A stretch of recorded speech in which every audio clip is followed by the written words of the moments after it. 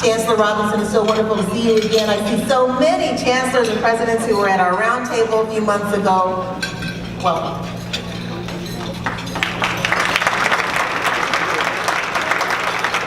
Good evening.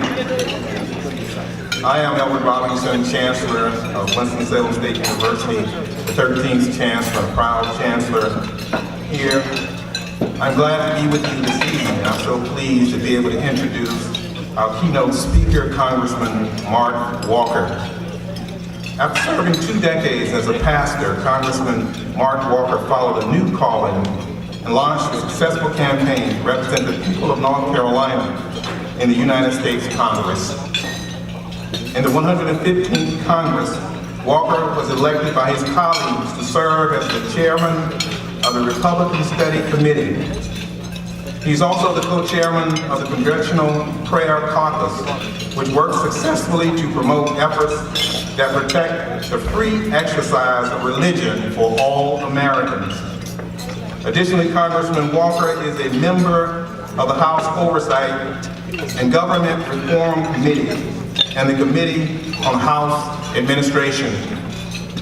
Congressman Walker has been one of the main proponents of education and opportunity as it relates to HBCUs specifically. He's been a true standout among his peers. Congressman Walker and his office took the lead in organizing 2 HBCU fly-ins, along with Senator Tim Scott from South Carolina. And every time that we've been over the past 2 years, Congressman Walker has made sure that the HBCUs are prominently positioned in our visit to Washington.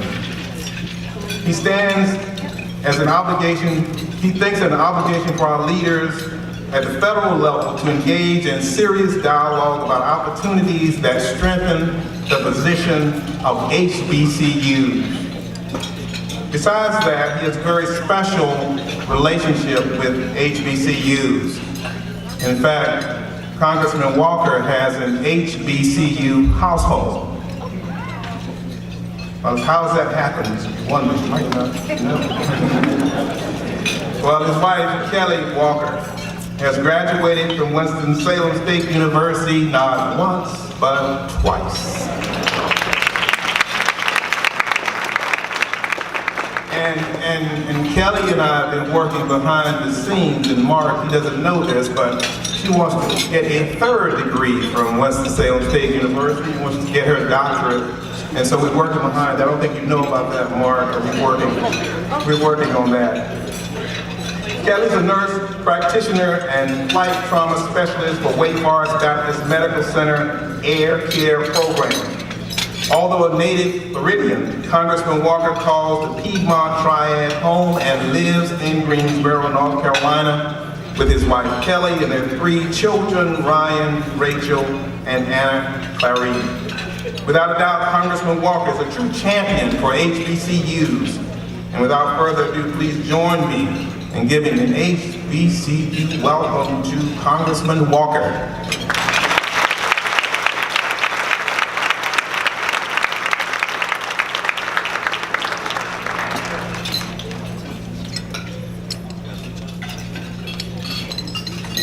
Well, thank you so much. What an honor it is to be here tonight. I've seen some friends that we've got to know over the last several years, but this is truly a privilege. I am very humbled to be here. What an honor. I'll give you a little bit of background, and then we'll get into a little bit of our policy talk, if you will. Anytime I get a chance to honor where my thought process and philosophy of life comes from my father. My father grew up in sticks in southern Alabama in the 50s and 60s, and was really grew up in a time of ignorance and racism. So what I've learned when it comes to loving people, when it comes to seeing people for who they are, how God created them, no matter what background, socioeconomic status, that viewpoint and that perspective comes from my father. He is my hero. As a Baptist minister himself, I remember there were times where I would go to Berrydale Prison there in Northwest Florida, and I would sit on the bunks of those who have been incarcerated. And I'll get to that in a little bit in some of our talk. But the impact that that had on me left a lifelong impression. Not one strong enough that I wanted to go in the ministry. I wanted no part of it. So some of you preachers' kids and other people, you know what I'm talking about. So I thought I would pursue the sports route. I played 1 year college sports, and then I realized how good everybody else was. About that time, my first year of college, my father transitioned the family to Houston, Texas. Anybody ever been to Houston, Texas? It is the hottest place on earth. All right. I was telling my staff the other day, talking about driving into Houston, Texas in August of '89, and how I literally had a cassette tape on my dashboard melt. They're all 20-something. They asked two questions. One, who was the cassette tape of? And I told them Bobby Brown, Prerogative, or something. It was really Dionne Warwick, but I was trying to get some street cred. The second question they asked, what's a cassette tape? I found that really offensive, as you know. Moved to North Carolina in 1991 in Winston-Salem with $600 in my pocket, started working in business. Wasn't long, somebody had come into the business and asked me to attend their church. I agreed. Went there the following Sunday because at that time, some of you may have a mom like this. My fear of the Lord, my fear of mom was about the same place. And so I went that Sunday and I saw this young lady named Kelly sitting on the second row. Her father happened to be the preacher. I have no clue what he was preaching on that day, but it was worth coming back the next Sunday. Long story short, she is a wonderful lady, and we'll talk. But about age 26, I transitioned from business into the ministry, something I swore that I would never do, like some of you have done over the years. It's been about 16 years, and that was a great education opportunity for me as well, to work in the different refugee camps across the world, in inner cities, places like Cleveland and New York and Baltimore. In fact, I continued to push that. And eventually, I may have caused my demise among the SBC because, without getting into it, I was thrown out at some point. But that was a wonderful time that God uses for as a brokenness as you walk through some of that journey. In fact, I remember there I was with the prestigious First Baptist Church, Daytona Beach, Florida, and I had invited the Bethune-Cookman College choir, gospel choir, to come sing. Now, they were less than half a mile, but had never, ever been invited in all those years.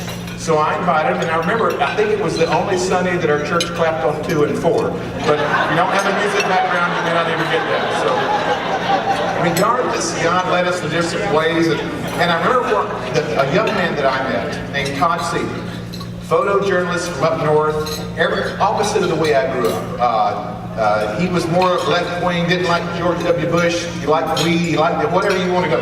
But I will tell you this, as we developed a good friendship, I learned more from that young man than I ever did in seminary.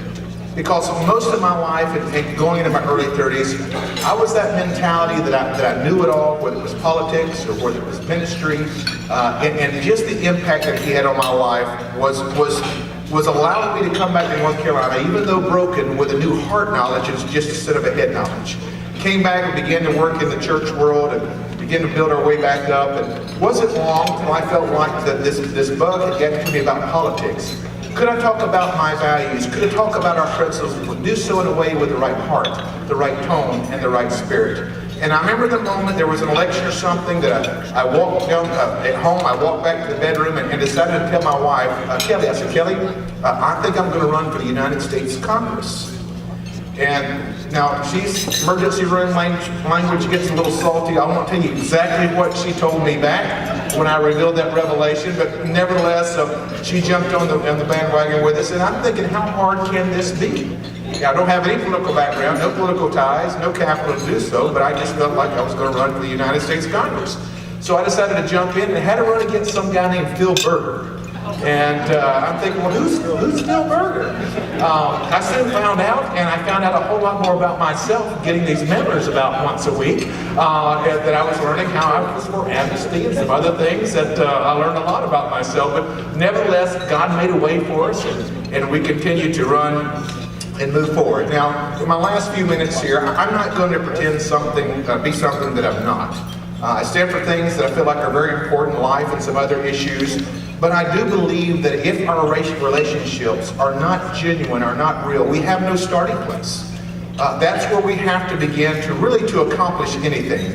I think that's important, and I think actions speak louder than words. A lot of people in our world, I've learned in 3.5 years, they talk a good game. It was important to me to establish something different. That's why our district staff represents and looks like our district that we represent. One of the reasons that I hired the only African-American black legislative director, the top legislative position in Congress in my office, not because he was African-American, but because he was the best. He just needed an opportunity. I did when I was there the first year. I thought it was important because HBCUs were personal to me. I established the first ever HBCU flying, had 85 chancellors from HBCUs. I needed to learn, I needed to listen. And part of that lack of knowledge of my background, I wanted to understand what was important. One of the things that we heard were year-round Pell Grants. We were able to take that, get that into legislation, and get that law passed. We had a second one with Senator Tim Scott, where we brought in industry across the country, 8 major companies, to speak directly to the chancellors and say, this is the kind of young men and young women that we are looking for. And with my great friend Alma Adams, also David Price, good to see you here as well. I think all of us flew on that Raleigh tin can on the way from DC today. But we got together and launched the first ever paid internship for HBCU students. See, not all these HBCU students come from means and could survive in Washington, D.C. And I'm happy to announce that the first ever internship just 3 years ago, an intern that we had, Vashti now has a full-time job in Washington, D.C. We're very proud of it. I've worked diligently with Cedric Richmond on the criminal justice reform. I will say he put my tail again last night. I'm the pitcher for the Republicans on the baseball team. Cedric, which I call the Morehouse Freak, is their pitcher. We beat him once in the last 9 years. But looking for ways to partner to accomplish things that are important to our community. Republicans, you know, we like to talk about welfare reform, and I believe in some of that. We've got to make sure, but to have credibility, we've got to be talking more about criminal justice reform as well. If we truly believe the family is on the breakdown, yes. If we truly believe that these are systemic problems with the family, we need to address all the families, all the needs of the families. Now, let me add this, and I'll wrap it up here. It's very important that we do more than just make an argument. You see, anybody can make an argument, but to me, the true heroes, the true leaders, they make a difference. You know why? It's the long game. Anybody can run out on a news hit. I have all those opportunities to go out and just preach to the grace, or in our language, preach to the choir. But what about the opportunities of taking to our message to people that don't always think like us? To be able to talk to different people, to learn to understand that. And there was a growing time that I had to process, and I had to work to understand some of the issues. But to me, the right action steps lead to success. There are 2: service and sacrifice. Think about that for just a minute. Service and sacrifice. I think it's very much incredibly important to pay attention to that. See, whether you're conservative or whether you're considered progressive, it's got to come from your heart. Do you believe, or you just play it? My wife, when she launched out as a sexual assault nurse examiner, get those calls for 2 or 3 o'clock in the morning, and we'll go out and serve and minister to people who are going through the darkest points of life. But not only service, but also sacrifice. That's the tough one. Your time, your talent, your resources, allowing somebody else to get the credit, even going through some of those times and places of adversity. I remember earlier this year, I debated whether even to share this, but I'm just going to be transparent with you. The Martin Luther King Jr. Memorial Breakfast back in February. I remember going in there and getting to the place, huge crowd, 103 tables there at the Greensboro Coliseum, and I was seated at table number 103. No recognition, no acknowledgement. Kind of hurt my feelings a little bit as they honored the soil and conservation person that had elected recently, and city council and everybody else. No acknowledgement. Sit back with a sweet family there. Kind of folded my hands, kind of pouting a little bit. You know, no love whatsoever. And then it hit me. It hit me like it probably has no other time. And I said, you know, when you've gone through just an ounce of rejection, people like Martin Luther King Jr., or the man that I served with, John Lewis, when you've gone through a little treatment like that, then you can complain, then you can fuss. But until then, suck it up and keep your mouth shut. So I gave myself a little talking to there. be a champion. I learned so much from my friend Odell Cleveland Jr., executive pastor over at Mount Zion Baptist Church, because my prayer was this: God, if I'm going to do this, intersect my life with people to be part of this journey. One of my dearest friends now, who I consult constantly as far as some of the issues and some of the concerns. Remember, it's about service, it's about sacrifice, and in the words of Arthur Ashe, who can say it much better than I can, true heroism is remarkably sober, very undramatic. It is not the urge to surpass all others at whatever the cost, but the urge to serve all others at whatever the cost. God bless you. Thanks for letting me have a few minutes this evening.